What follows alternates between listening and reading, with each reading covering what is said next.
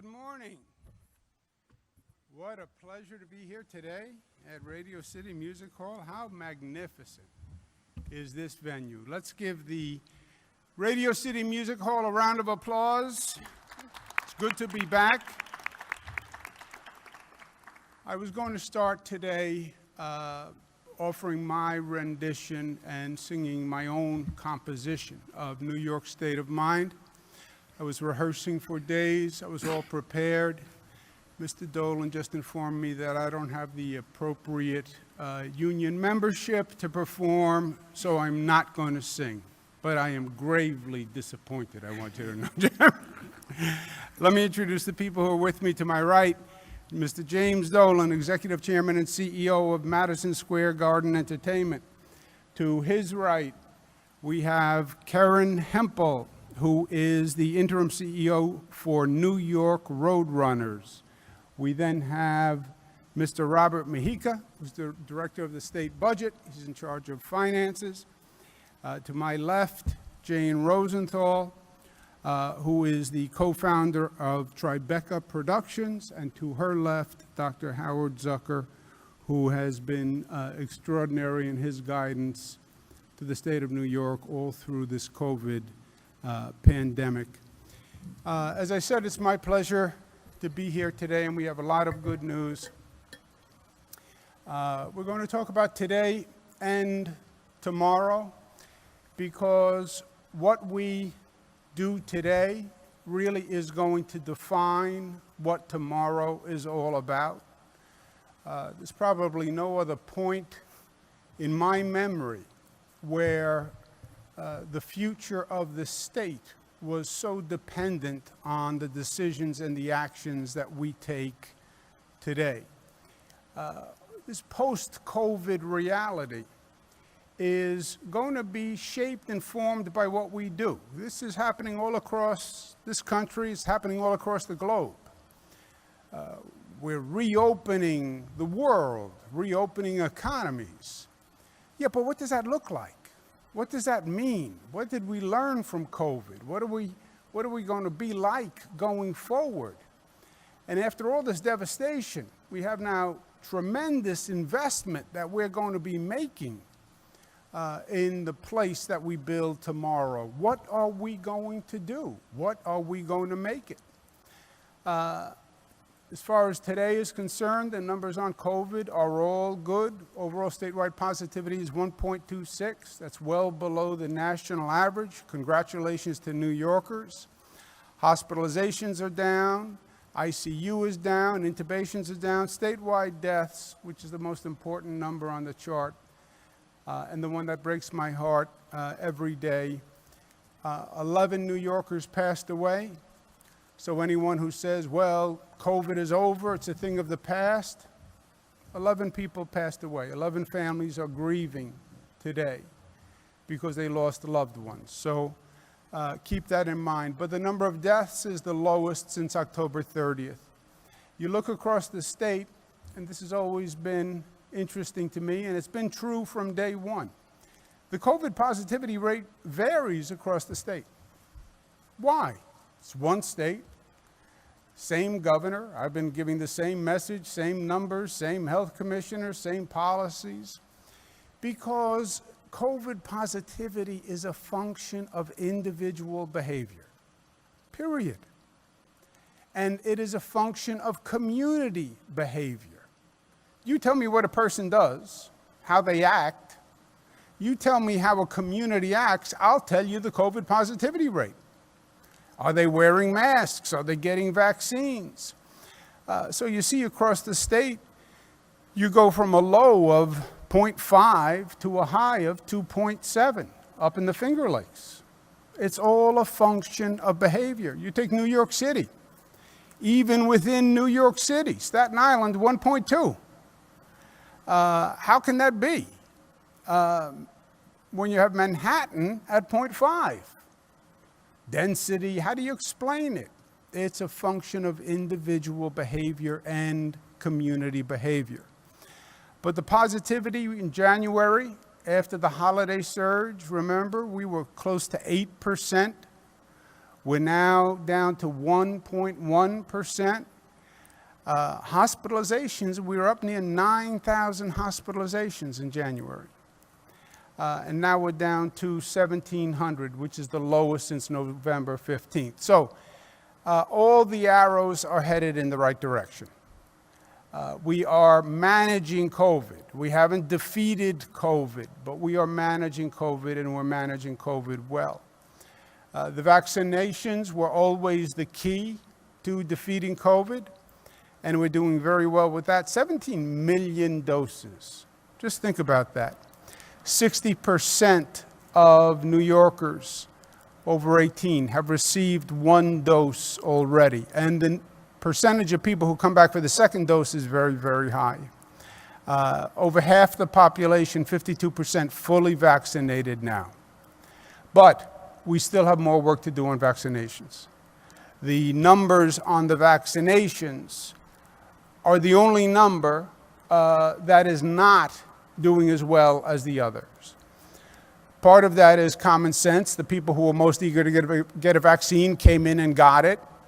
And now we're getting towards a percentage of the population that's not that eager to get the vaccine. And then you have a subgroup that is just reluctant and hesitant to get it. We started a new program because these are times to be creative and do things you've never done before. The MTA's Get a Shot, Take a Ride program. Theory is you're going into the subway, you're going onto a train. We will have the vaccines in the station. So you literally walk right past the vaccination to get on the train. And if you get a vaccination, then you will get a free pass on the subway or the Long Island Railroad or on Metro North. So a financial incentive to get it. We tried it last week, 5,700 vaccinations in 5 days. So it worked very well. And it was a pilot. We had never done it before. We're going to extend it because it's worked well. Some stations worked better than other stations. We're going to extend the stations you see there, East 180th Street in the Bronx, Grand Central, Penn Station, Broadway, and we're going to add 125th Street in Harlem, Sutphin Boulevard, Queens, my old neighborhood, Hicksville on Long Island, and Broadway Junction we're keeping. So this works, and we're going to find more creative ways to get people to take vaccines, because the more people take vaccines, the better, period. That's what it's all about. But New Yorkers have made tremendous progress. New Yorkers have made more progress than any state in the United States of America. How can I say that? Because we had a worse problem than any state in the United States of America. Remember, we had the highest infection rate on the globe at one time. When COVID hit us, it hit us as an ambush. It had been coming here for months and nobody knew. And by the time we figured it out, it was too late. Why? Because people fly into New York. COVID came to New York, not from China. COVID came from Europe to New York. And those flights from Europe were landing in New York. And COVID had gone from China to Europe. Everybody missed it. And then people had it in Europe and were coming to New York, and everybody missed it until it was too late. We had people dying from COVID before we knew we had COVID. So New Yorkers have made great progress. All the arrows are now pointed in the right direction. So let's get back to life. This shutdown has caused all sorts of damage. Damage that we're not even aware of. Everybody points to the economic damage, and that's certain. Businesses closed, people lost their jobs, but there's all sorts of other damage that people are not yet understanding, I believe. What did it mean to keep children out of school for a year?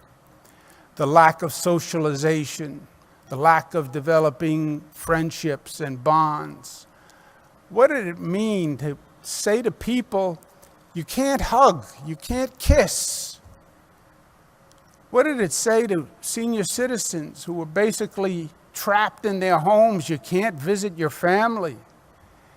You have to be worried about everyone you see. The psychological trauma, the mental health trauma. Divorces are up about 300% across the globe from this situation. So, we have to reopen. We have to reopen smart. We have to reopen with a cautious eye. But we have to get back to life, and we have to get back to life and living. And we have to do it the way New Yorkers do it. We have to do it quickly and robustly. Effective this Wednesday, we're going to adopt the CDC's new guidance and regulations on masks and social distancing for vaccinated people. By the CDC guidance, immunocompromised people and vaccinated people should continue to wear a mask and social distance. But if you are vaccinated, you are safe. No masks, no social distancing.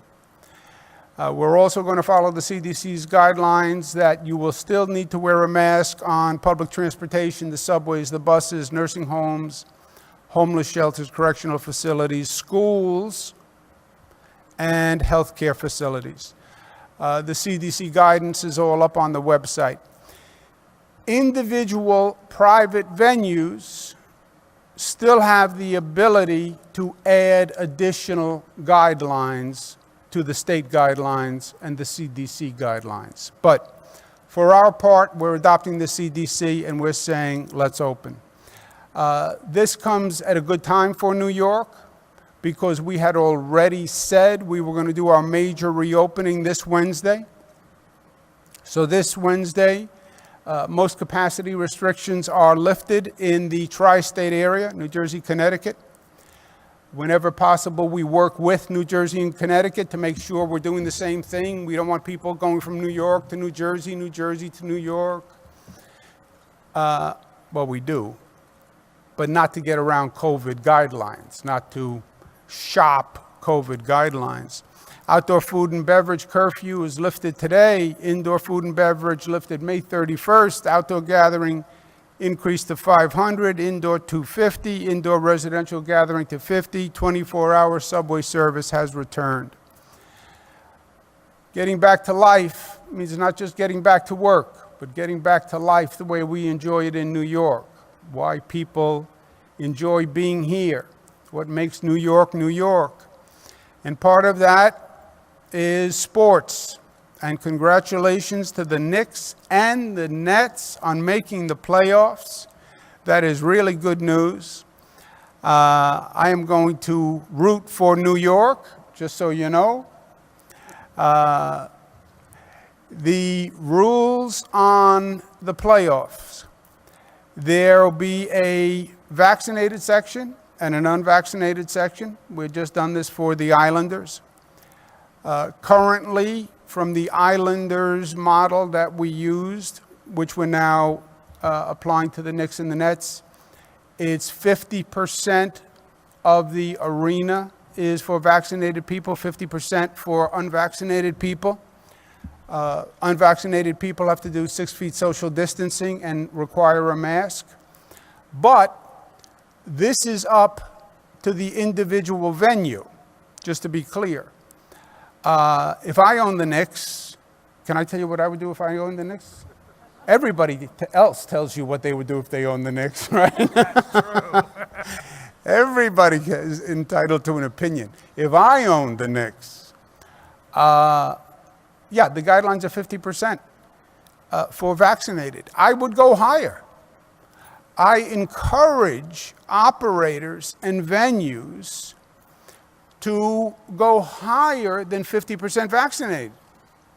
You can go to 100% vaccinated. That's in a private operator's control. And frankly, from the state's point of view, we want to encourage people to get vaccinated. Yes, there are health reasons, but we're opening up, and we're opening up with more opportunities to vaccinated people. So it's another reason to get vaccinated. And if the Knicks or the Nets say 60%, 75%, 80% for vaccinated people, why would they say that? Because they get more attendance. You get more people in the arena in a vaccinated section than the unvaccinated, because the unvaccinated, you have to have the 6-foot social distancing. From the team's point of view, the teams want fans in the arena, right? Ty Cobb, the fans make the game. They want the cheers. They want the energy. The players themselves want it. So the more people in the arena, the better. And that is within their control. New York City Marathon. It's another great New York City institution. We have Karen Hempel with us. The marathon is back. And that is a great, great New York event that excites people from all across the globe. There's a lot of great work for the city and the state of New York. Many people come.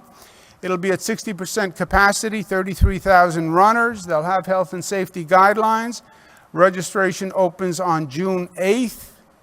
And again, the race isn't until November 7th, but it's the 50th running.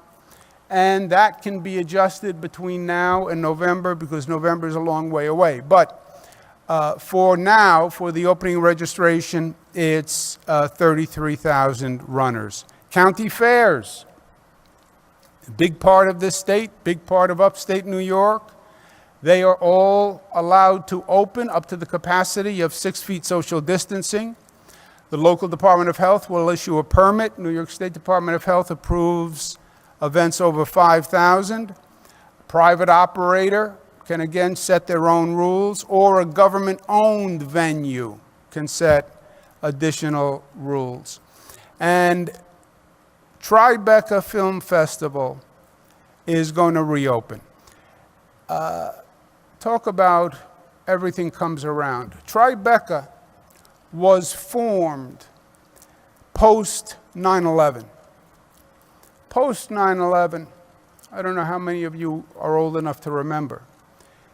There were so many naysayers about New York post 9/11. It's over for New York.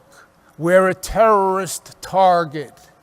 Everybody's going to flee New York. Nobody wants to stay here because now we're an ongoing target. Going downtown, forget it. You couldn't get people to go downtown. What was the logic? I have no idea. What did you think? There was going to be another terrorist attack and it was going to happen to be downtown again? But the esprit de corps of New York, the confidence in New York was gone. Tribeca was formed to bring back the New York spirit, to bring back what New Yorkers loved about New York. And it did it brilliantly. That was the founding of Tribeca, to help New York rejuvenate post 9/11. And Tribeca is now helping New York rejuvenate post-COVID. This is about rekindling the spirit of New York. Yeah, you can open buses, you can open subways, you can open businesses, but we need to get the exuberance back, the excitement back, the love of New York. I love New York. I love New York. Why are you in New York? Because I love New York. It's that emotion, it's that spirit. And that's what we're getting back, that, yeah, we're New York tough. Yeah, we went through a tough time. Yes, COVID was tough, but we're tougher. We're better. That's the New York spirit. That's the New York mojo. Tribeca will open on June 9th at a new park that we're opening on Manhattan West Side, Pier 76, which is magnificent. It's a new public space. It goes right out into the Hudson, magnificent views. And Tribeca, on their opening on June 9th, will host a screening on Pier 76 for Lin-Manuel Miranda's In the Heights. And The closing night of Tribeca is June 19th. It's going to be right here with a red carpet closing night performance at the magnificent Radio City Music Hall. 100% vaccinated, mask-free audience. This beautiful hall will be filled once again with what I am sure is going to be a phenomenal, phenomenal evening and attraction. Having Radio City back at 100%, without masks, with people enjoying New York and the New York arts, is going to be not only symbolic and metaphoric, but I think is going to go a long way towards bringing back this state overall. And we do want to say directly, 100% at Radio City Music Hall. So if I'm not vaccinated, I can't go. That's right. That's right. The whole point of the CDC's change, the whole point of our change, is to say to people, there are benefits to being vaccinated. Number one, if you get COVID, which there's a fractional chance that you get it if you're vaccinated, you won't get as sick. Number two, you can't transmit it to anyone. And number three, yes, New York is opening, but you're going to have more opportunities if you are vaccinated. And yes, if you're vaccinated and you go to a ball game, you sit in a vaccinated section and you sit next to your buddies and your friends. If you're unvaccinated, you have to sit 6 feet apart. If you're vaccinated, yes, you come to Radio City Music Hall. And if you're unvaccinated, that's your choice. But you can't go into the Radio City Music Hall with vaccinated people. For Radio City Music Hall to do this is so powerful because you have to remember, history repeats itself. Radio City Music Hall is not just an iconic venue. It was built by John Rockefeller when, in the middle of the Depression. Why? Because we were in the middle of the Depression. Why would you build this amazing futuristic music hall in the middle of the Depression? Because we were in the middle of the Depression. And Rockefeller's vision was, let's build something that inspires and shows hope. Why did Governor Smith build the Empire State Building in the middle of the Great Depression? That's when you're going to build the tallest building? Of course that's when I'm going to build the tallest building. Because we are in the middle of the Depression. And we want that building to rise because we want those spirits to rise. Yes, says Rockefeller, I'm going to build an awesome music hall. Better than anything you've ever seen before, because that's the statement that I want to make. The largest auditorium in the world, the biggest stage built for the ages, with technology never deployed before. They did that in that moment to make that statement because they were faced with a challenge.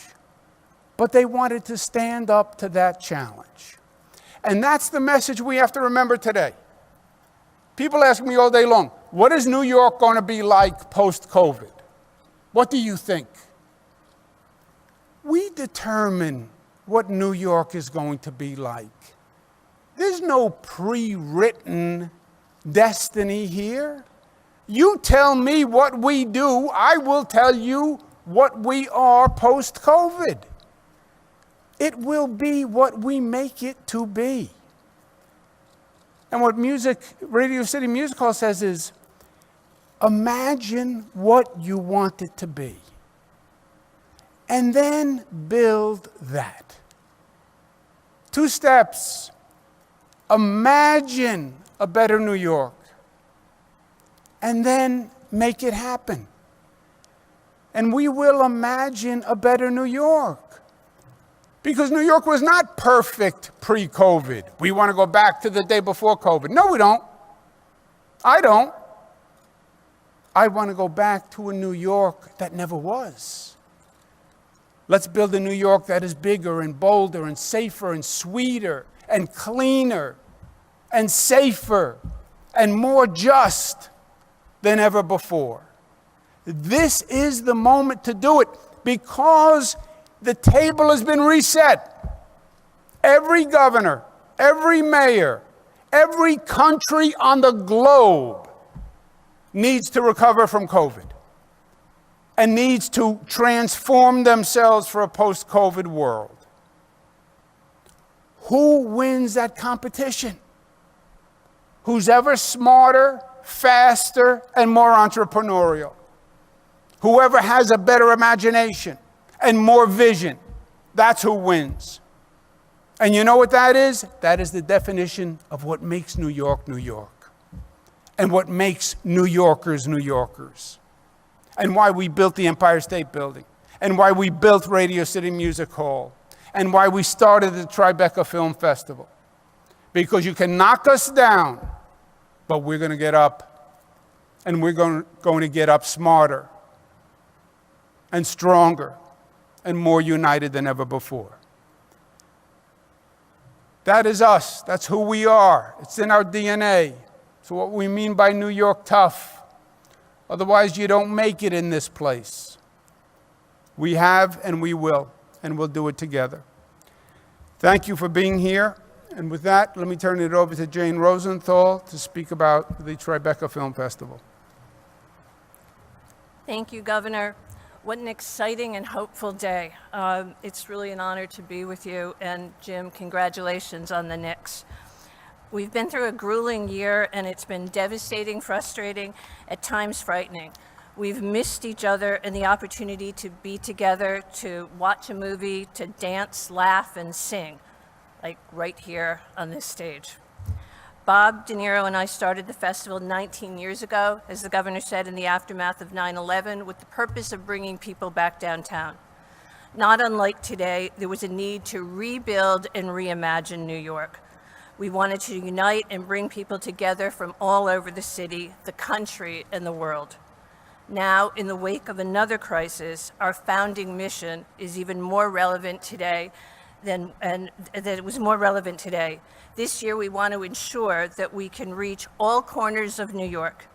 Today, we're thrilled to be able to bring the Tribeca Film Festival to all 5 boroughs as a tribute to storytelling and cultural richness of every part of New York, and to share our festival experience safely while supporting local businesses.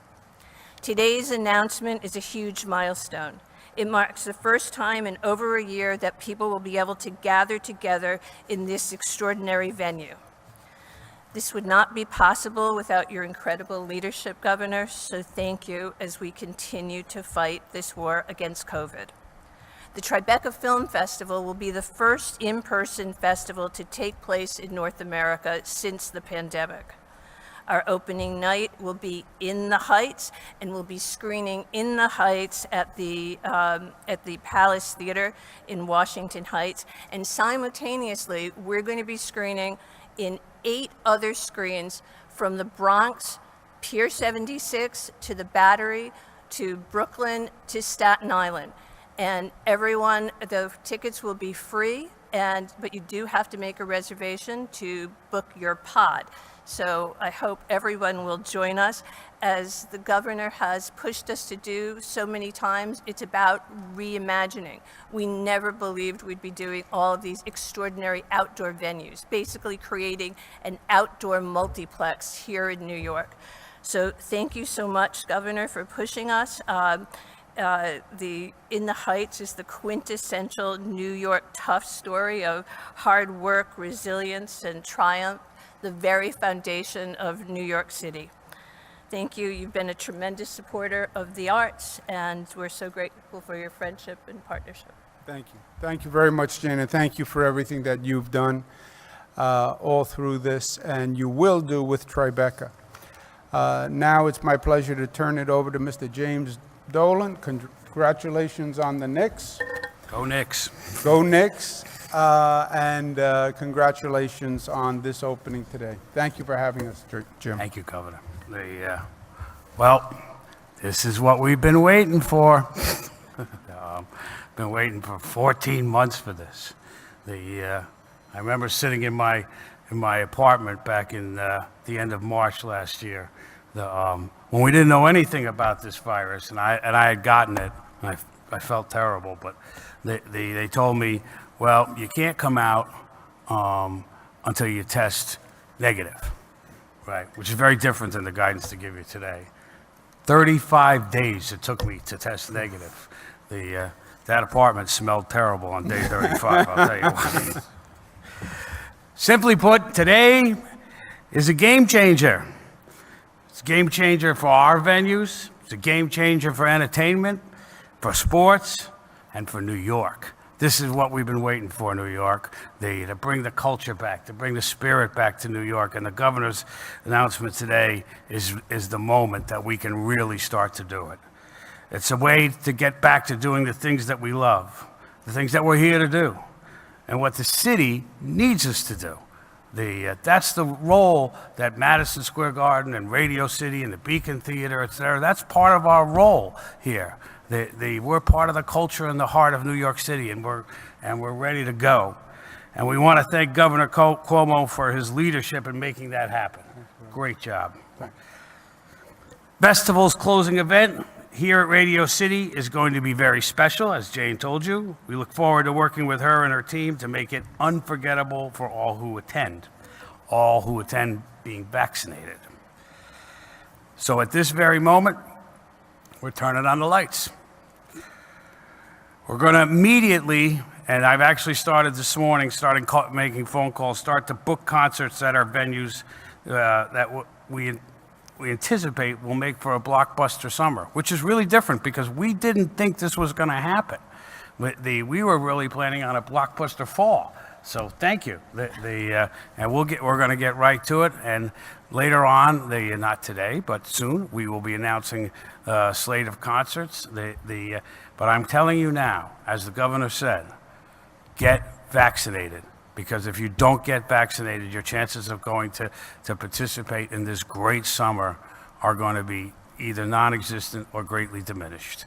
And it's important because you have to have 2 weeks, right, Governor? Yes. Right. So, we're starting to book now. Go today and get your vaccination so that when these shows come, for when the Knicks make it to the second round, I hope,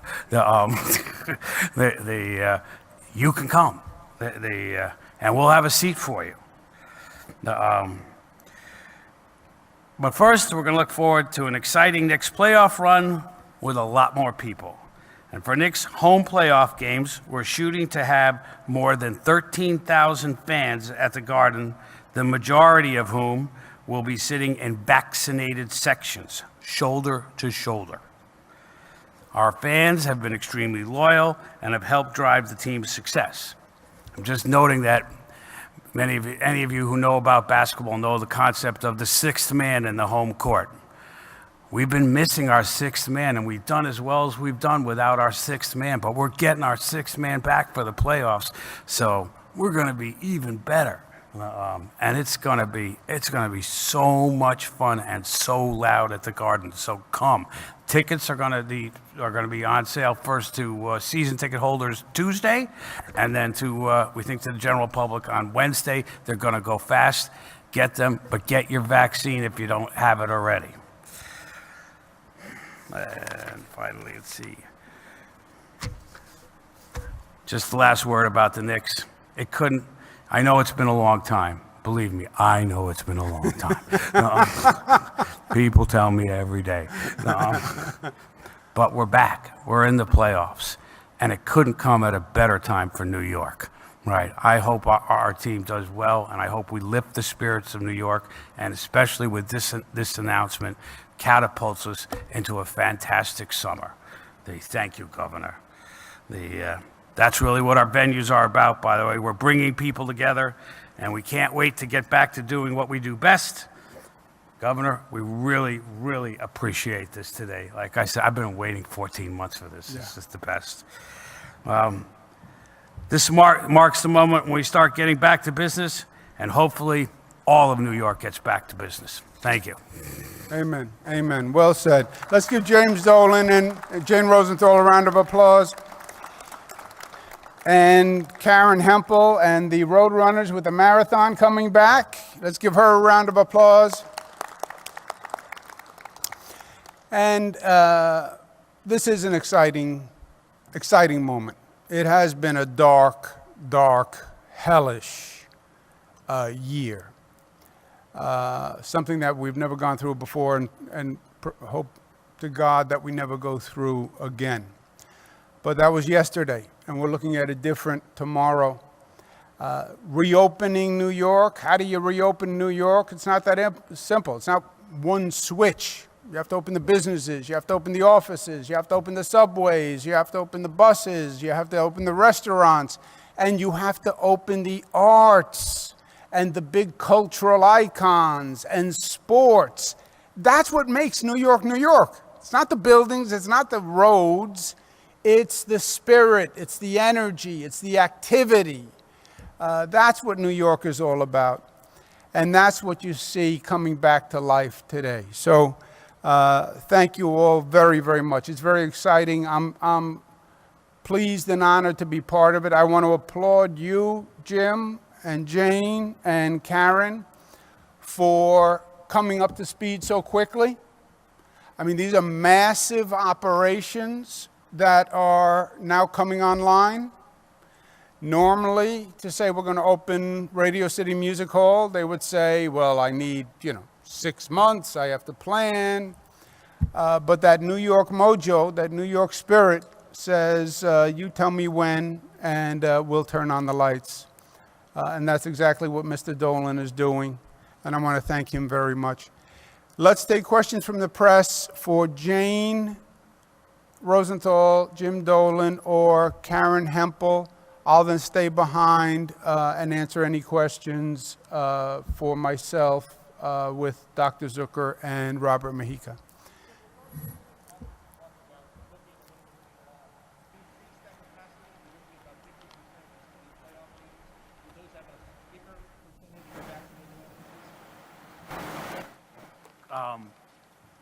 Can you give me that without your mask on? Because I can't hear what you said. And the governor says it's okay. Right. It's a big place.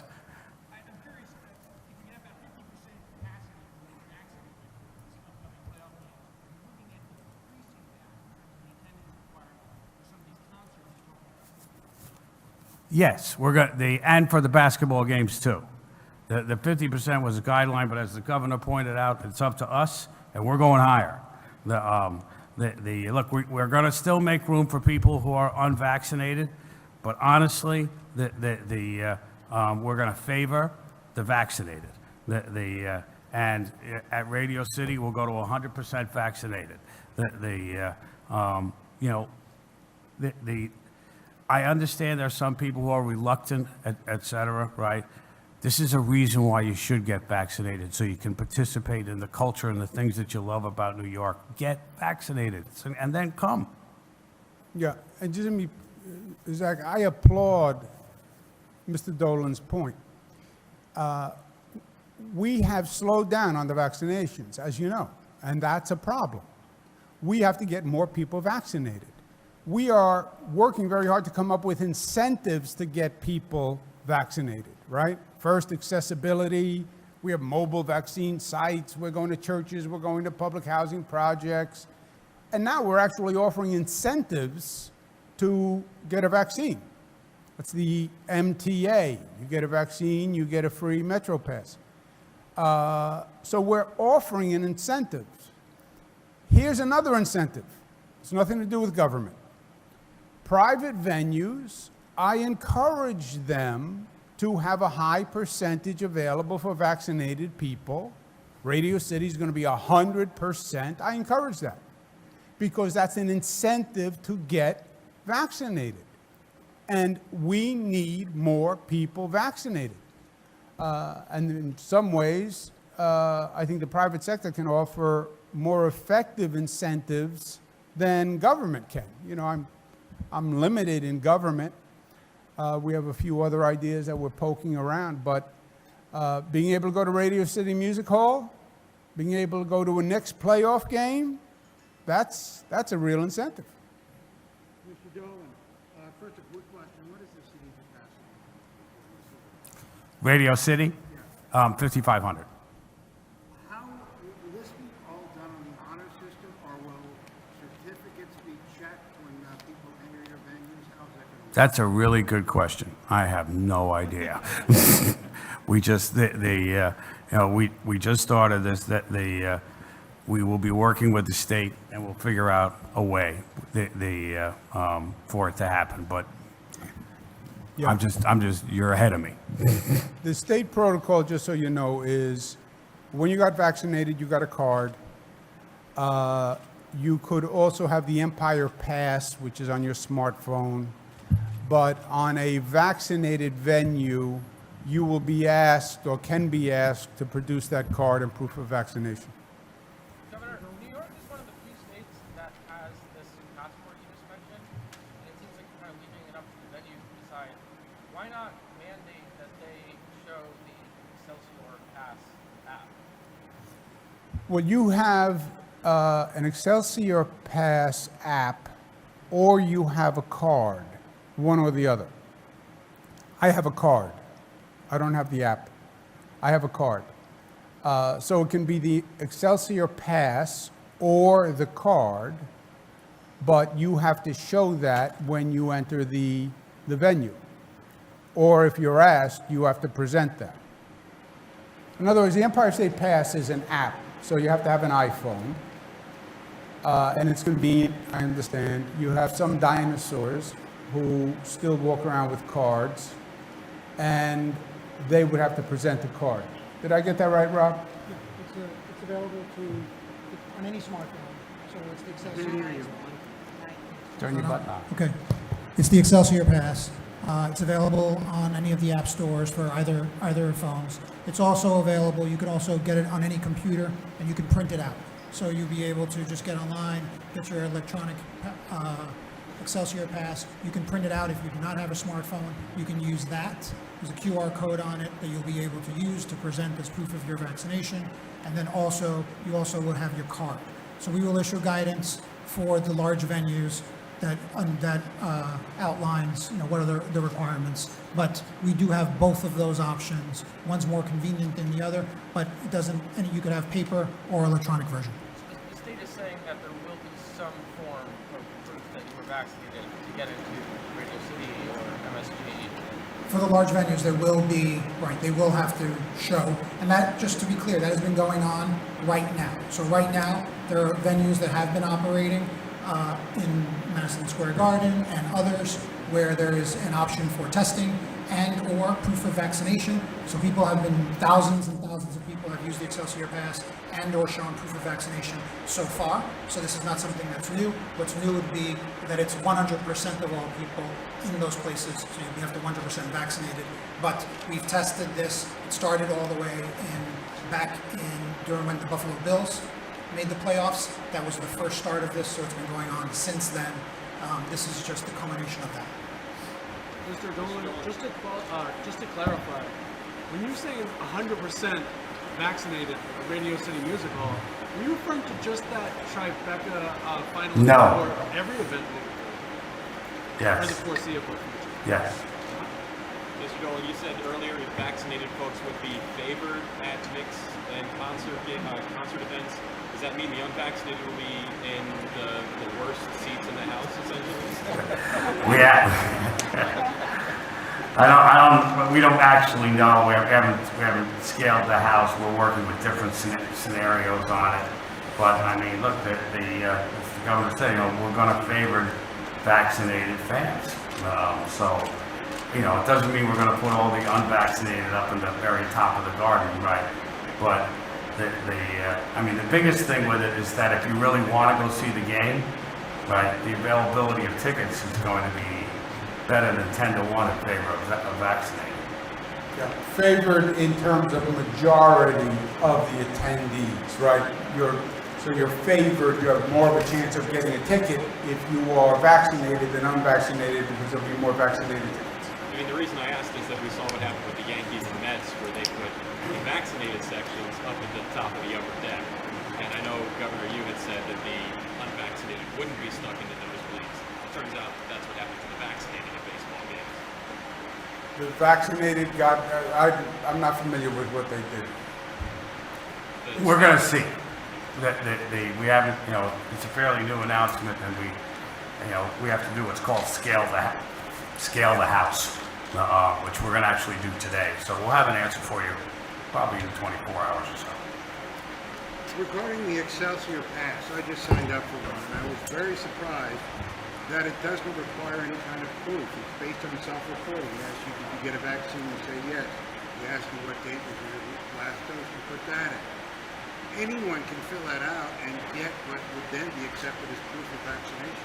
Is that a concern? Yeah, I don't believe that's correct. I believe it's verified. So it's actually the Excelsior Pass is running up against the state's licensed system that has a record of everyone's vaccinations. So when you enter that information, it is actually running up against the state system, which is confirming that you have gotten a vaccine. It's transparent. It's for privacy reasons. The only thing it transmits back is actually a yes or a no, and that's it. It doesn't give out any more information. It was Yes. run against the database. And if you were lying, it would have sent you a big L back. One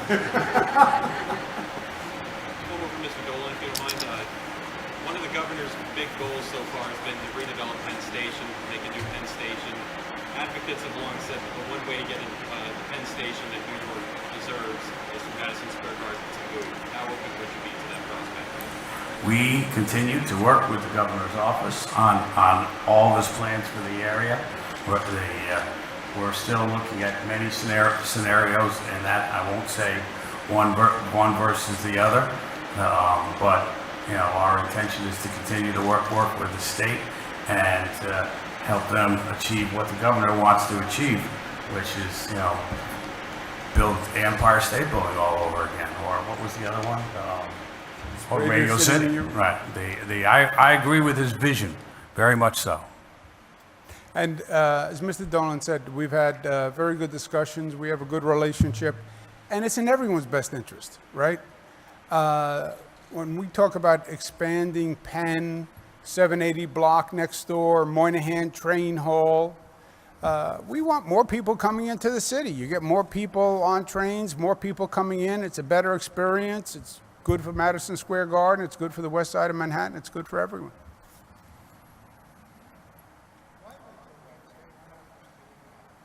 Because if I don't give people notice, my job is a thankless job. Whatever you do, someone is going to complain. This is a radical adjustment of rules and guidelines. It was radical when the CDC put it out, frankly, last week, and caught people by surprise.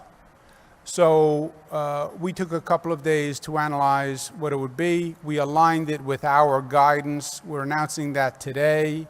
We're then giving vendors, local governments notice today. It goes into effect Wednesday, so they have a day to make adjustments. I'm sure they'll say it's too fast. They need more than a day, but that's where we are.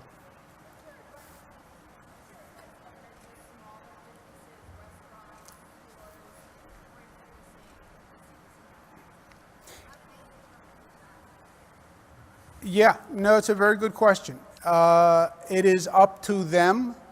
Now, the Empire Pass, which is a really great thing, we were the first state to do it. I don't know that we're the only state that has it. But the Empire Pass is very easy to get. They can check. They can ask at the door. They can ask when you're seated at the table. or not. There is no mandatory compliance by that the state is imposing on the private vendors. I will bet you this. I will bet you when you go to a restaurant and you're sitting next to a person who has no mask, people are going to ask the restaurant owner, did you check to make sure this person was vaccinated? You know, just because you say today, okay, you don't need this anymore. This has gone beyond government rules and regulations. People have inculcated this into their psyche. I've had more people ask me, are you saying I can't wear a mask anymore because I still want to wear a mask? I expect there are going to be a lot of people who are not just going to flick a switch and be over this. I think there's going to be lingering concern, et cetera. So, and I think you're going to see a lot of people wearing masks going forward. But it is up to the private vendor, private venue. I would suspect the customers are going to be asking those private vendors what they did. I'm sure when people come into Radio City Music Hall, they're going to ask, I'm sitting next to someone, I don't know who they are you sure they were vaccinated?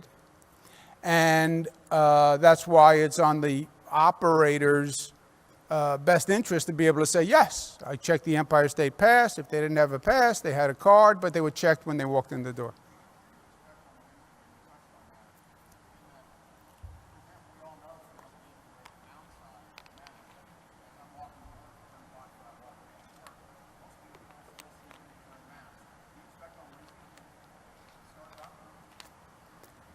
I don't expect all people to be dropping them. See, I think this is interesting. I don't think it has anything to do with, you know, I did COVID briefings every day for like ever. It wasn't the rules. Government can't tell you to wear a mask. I can't. I can say it, wear a mask. You say no. And then what is government going to do? It's not that they adhered to the rule because it was a rule. It was because I gave them the rationale and the explanation that said it's smart for you to wear a mask. That was more powerful than the rules, you know. They heard, they looked at the numbers, they processed the information, and they came to a decision in their judgment. Well, CDC says you don't need a mask. And New York State followed CDC. They're going to do the same thing. They're going to say, that's nice, CDC said that, and that's nice, the New York State Commissioner of Health said that, but I'm going to process it myself. And you know what? I think I'm going to keep wearing a mask because I'm not 100% sure about this. So, yeah, it goes into effect Wednesday. I will wager you on your walk to work, at least 40% of the people are still wearing masks. $10. Be honest on the count. No, videotape your walk, as a matter of fact. Anything else for Jim or Jane or Karen? Okay, I'll let them go. Give us a minute. Give them a round of applause. Thank you.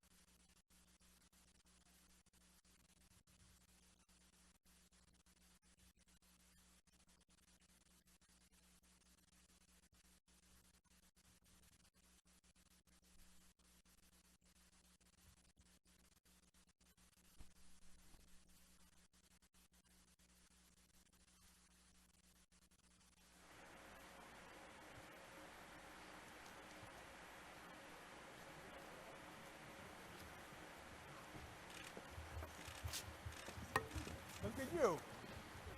You have everything going on there. And you're in Radio City Music Hall. Sure. Thank you so much. So, some tourists, people from abroad, when they're vaccinated in one station, they show their passport and they get the vaccine. When do you think we're going to see all sites available for tourists who come from countries where the vaccine is not, is sparse, not readily available? So they are eager to come to New York. They see, the ad campaigns with the Study of Liberty, come to New York and get vaccinated. So when that's going to be available? Where are you from? Argentina. Anyone can come and be vaccinated here in New York and receive proof of vaccination, and that proof works anywhere in the state. Is that right? And now they can, if they go to the website and they put their address in Argentina, they get rejected. So they come and they walk in and just get vaccinated. Rob? We have walk-ins now. We do have walk-ins now and on the address, but we'll work on the technology issue and make sure that they can reflect that. The issue is that the technology was designed for New Yorkers to make sure that it goes into our system, and then there's a record. Because they're not residents, they don't get put into the NICE system. So we're working on that. This is a new announcement. Right now with a passport at those sites, but not every site, right, has gotten all of the instructions for it because it's mostly a New York City issue, but we're working on it. But Governor, that's a pilot program that stops May 22nd, right? The pop-ups in the subway station. Yeah. Well, we don't know exactly when that ends. We're going to see. This has never been done before. None of this has ever been done before. But these pop-ups in the vaccination in the subway stations has just started last week. It worked very well. We extended it. If it continues to work well, we're going to extend it more. But besides the subways, we have pop-up sites everywhere. Governor, what did you think this morning when the mayor said that he's going to, I'm sure you welcome the extra 200 police officers, but he took a couple of shots at the MTA saying the MTA needs to get its act together. What did you think?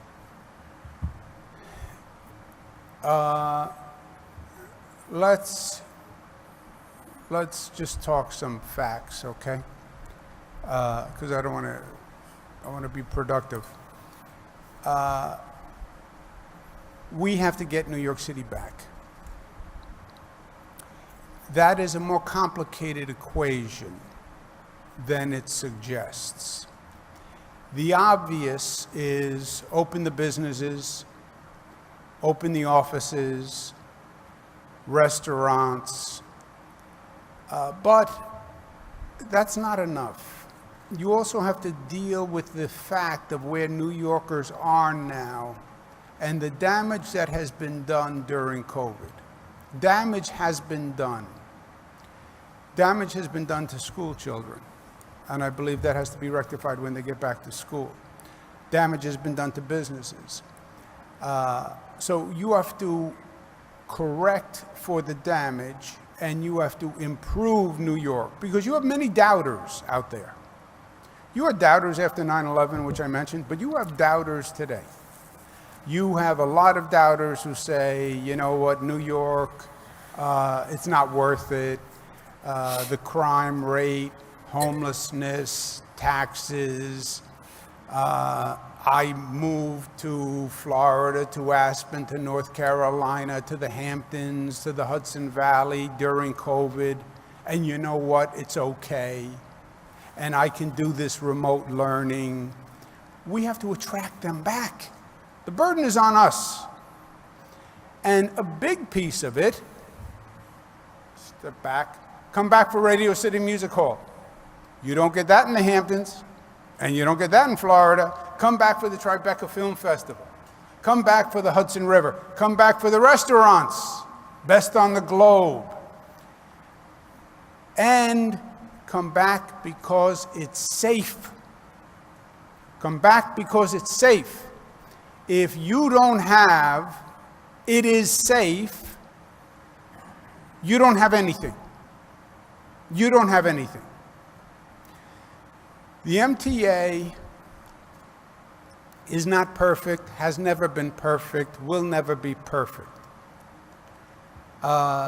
Few of us have attained that goal. Only one person in history. And he wouldn't even claim that he achieved perfection. The MTA has made tremendous progress, and you know it. It is cleaner. The schedule and the performance rate is better than ever. The main problem the MTA has is crime. That's the main problem. It has been for quite some time. It has been pre-COVID. I said pre-COVID 2 years ago, the MTA should stop asking for the New York City to put more police officers, hire their own police. What was that, 2 years ago, 3 years ago? 2 years. 2 years ago. Hire 500 more police.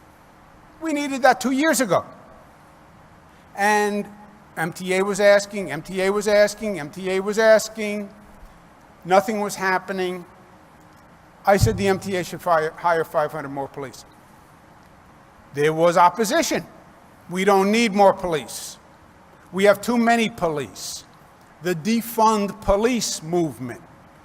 You remember the videos of NYPD officers arresting people on trains in a very harsh way that went viral. So there was a psyche and a mentality that said, we don't want more police. Defund all police. We don't need any police. Police are the problem, not the solution. I said the MTA should hire 500 more police. They have been hiring the police. The crime on the subways now is a major, major problem. How do you deny that? So the mayor now, I don't know exactly what he said, but to the extent he said, I'm going to send more police, at least that's an acknowledgement of the problem, right? Now, are the number of police that he sent enough?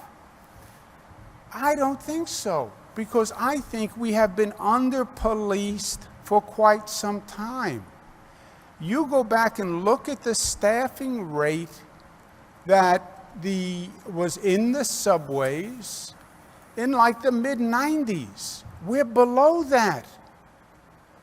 You know you have a crime problem in the subways.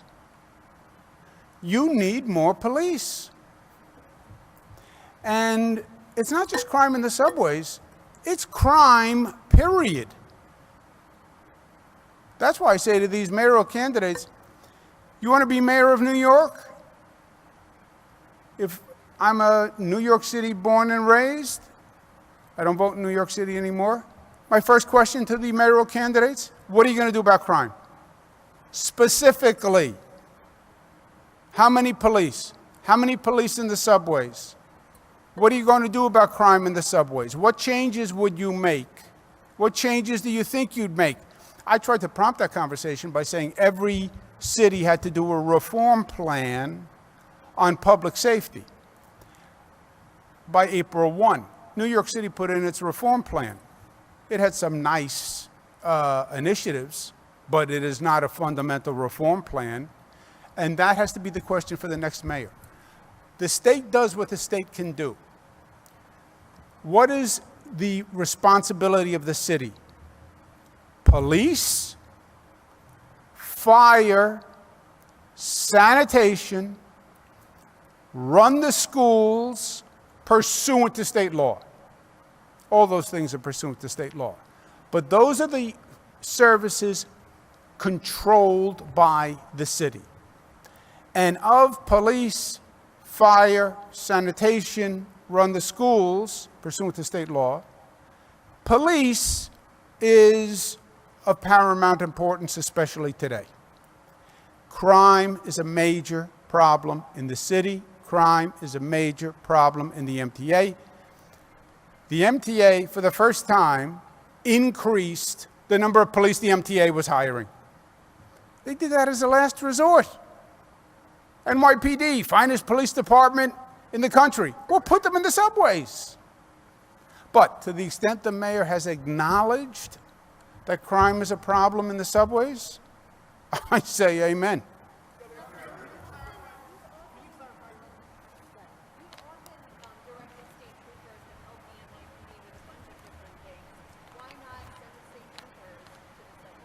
I have. But to give you an idea, we have about 5,000 state police. There are about 30,000 NYPD.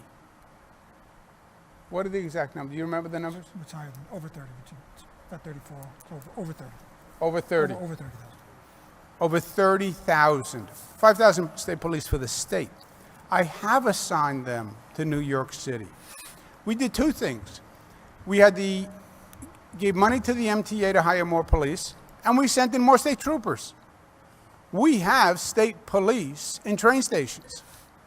We have state police throughout the city. You see state police cars now. You've never seen the state police in New York City before. You never saw that. When I was growing up, I never saw a state police car in New York City. Never happened.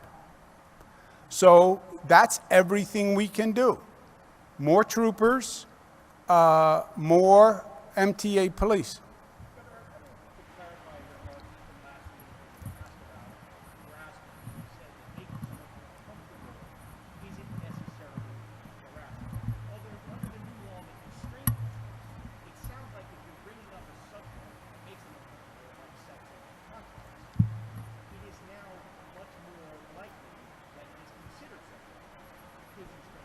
Yeah. There is a legal definition of harassment that is very clear. All I was saying is just uncomfortable does not mean sexual harassment. You make me uncomfortable by some of the questions you ask me. That is not sexual harassment. There are other elements that also have to be added. Yes.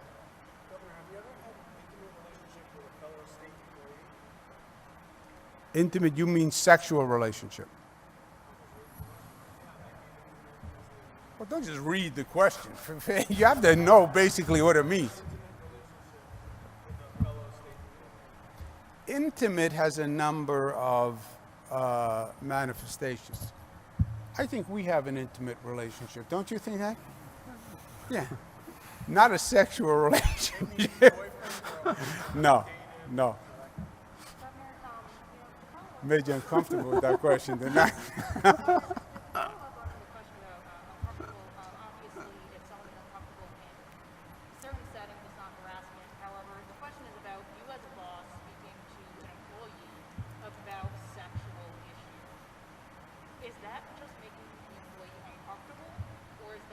No, there is a legal definition of harassment.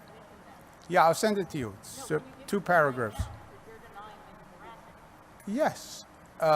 If you read the Goer Handbook on Sexual Harassment. Oh, what is it? Yeah, well, I'm asking you, what do you think it is? Is it just making someone uncomfortable? Because that's what you said last week. All right. Yes, I know the definition. And I never sexually harassed anyone. Let me finish the question. Answer. I let them do the review, and then I'm going to tell you the truth and the facts about this entire situation that it has been, I think, distorted in the press and manipulated, and when the time is right, I will tell you the truth and the facts, and I am very much looking forward to it.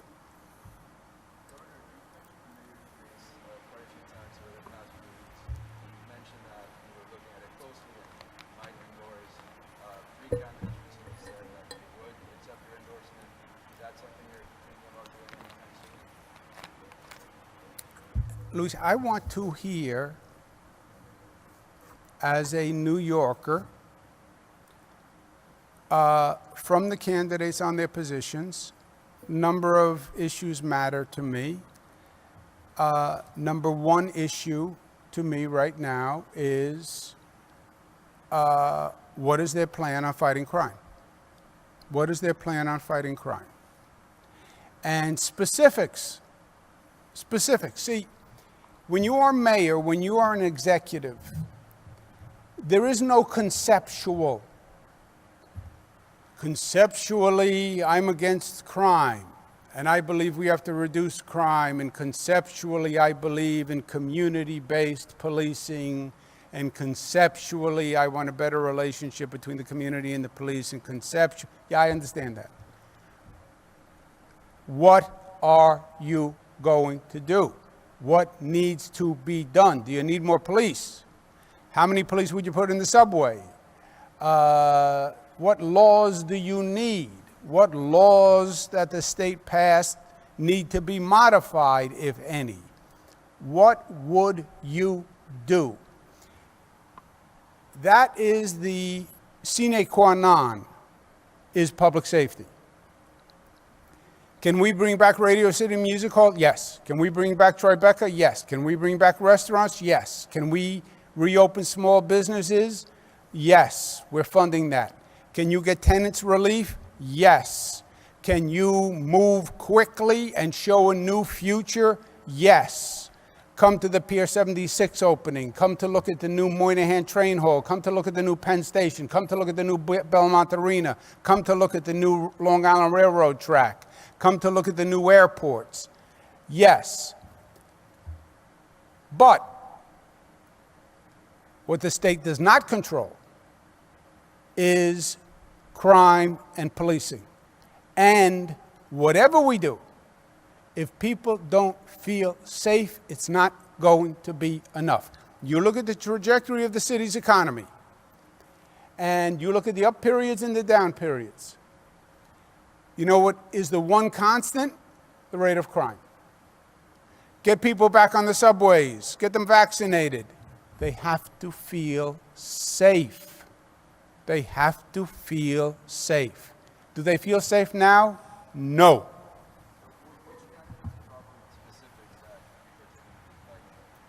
I don't want to comment on that at this time.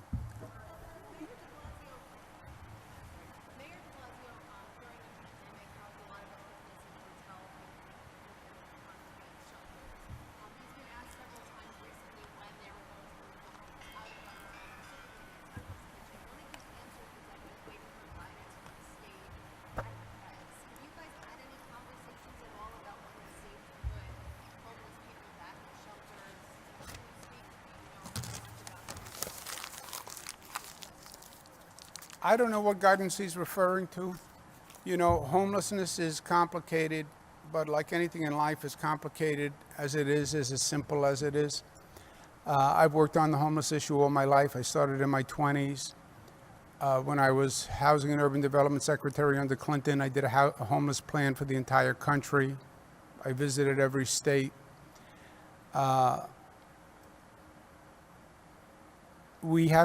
The subways are no place for the homeless. The homeless can successfully be engaged and removed from the subways. We proved that last year when the subways were shut down and police came in and social workers came in and brought the homeless to a shelter. The shelter has to be safe. Otherwise, homeless people make a decision, the subway is safer than the shelter. I mean, I have conversations. There's a certain amount of rationality. The subways are safer than a shelter. That's a rational judgment. You have to have safe shelters, which is a current problem in the city. And you need a mental health component and a mental health facility that you can bring people back to. Handing pamphlets to people on the subway system, as has been done over the past 2 years, call 1-800 for help. That doesn't work. But in terms of COVID, are there any state guidelines barring the city from putting homeless people back in shelters? Do you know? No. No, there are not. No, there are not. Short answer is no. Thank you very much. Thank you, guys.